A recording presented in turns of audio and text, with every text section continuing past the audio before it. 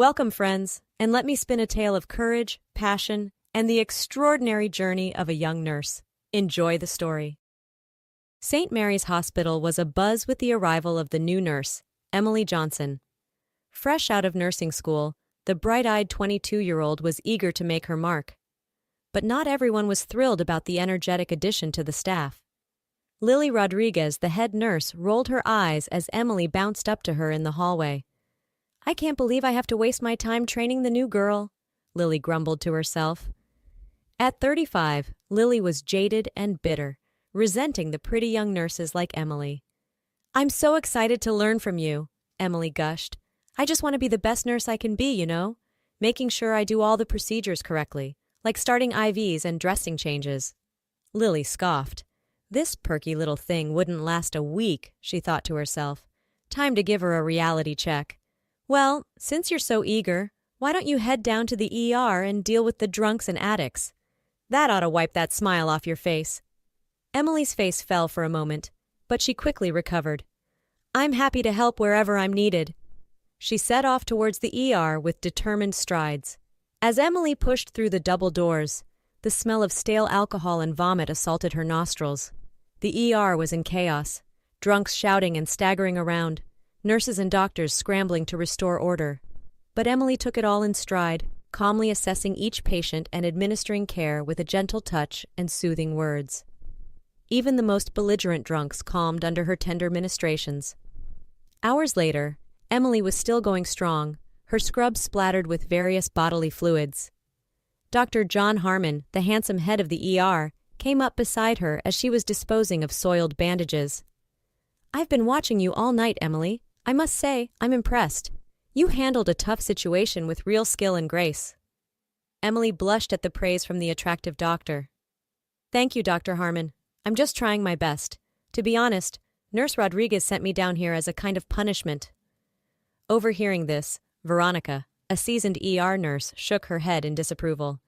"That Lily always tormenting the new girls. Don't you worry, honey, you're doing great, isn't she, Dr. Harmon?" "Absolutely," John agreed, his eyes lingering on Emily's pretty face. "And please call me John. I'll have a talk with Lily about her behavior. Keep up the excellent work, Emily."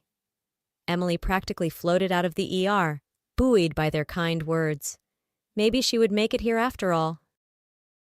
The next day, Emily was changing the dressings on an unconscious John Doe who had been brought in the night before. He was in bad shape, covered in gashes and bruises, his clothes filthy and ragged. The other nurses avoided him, wrinkling their noses at his appearance and odor. But not Emily. She carefully cleaned and bandaged his wounds, her touch gentle and reassuring. "You poor man," she murmured.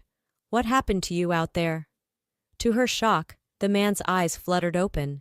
He looked at her intently, his gaze sharp and knowing. "You're different from the others," he rasped. "I can see that. A truly good soul. I need you to remember everything I'm about to tell you." Emily leaned closer, her heart pounding. The man spoke for several minutes, his voice low and urgent. He hinted at dark secrets, a hidden conspiracy. Emily tried to follow, but his tale was disjointed, almost fantastical. Still, she listened patiently, holding his hand and nodding encouragingly. Just as abruptly as he had started speaking, the man slipped back into unconsciousness, leaving Emily shaken and confused. She finished the dressing change mechanically, her mind whirling. As she stepped into the hallway, she nearly collided with Dr. Harmon. "Emily! Just the person I was looking for. I heard about the John Doe you've been treating. Lily had written him off as a hopeless case, but it seems your dedicated care may have saved his life. I really let Lily have it for neglecting a patient like that." Emily's eyes widened. "You mean he's going to make it? Oh, I'm so relieved." Just then, a distinguished-looking older man in an expensive suit came striding down the hallway, flanked by two imposing bodyguards. He radiated power and importance. "Where is he? Where is my son?" the man demanded, his voice booming. Dr. Harmon approached the man cautiously. "Your son, sir? I'm afraid I don't understand." The man pointed a finger at the John Doe's room. "That man in there. He's my son, Peter Wellington II. He disappeared weeks ago after witnessing a terrible crime. I've been searching for him ever since. Is he..." Is he alive?"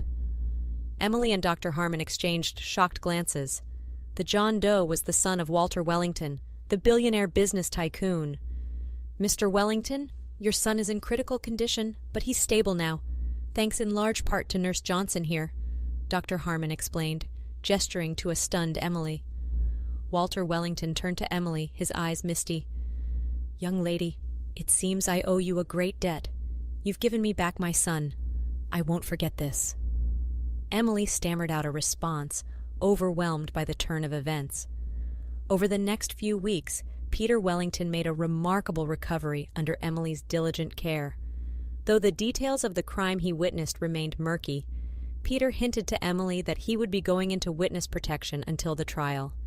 Lily, meanwhile, was seething with jealousy and couldn't stand seeing him growing closer to Emily. One day, Lily cornered Emily in the break room. "Well, if it isn't the tycoon's little bride," she sneered. "What did you do to get on Wellington's good side, huh? Offered him some extra services?" Emily recoiled as if slapped, tears springing to her eyes. "How can you say that?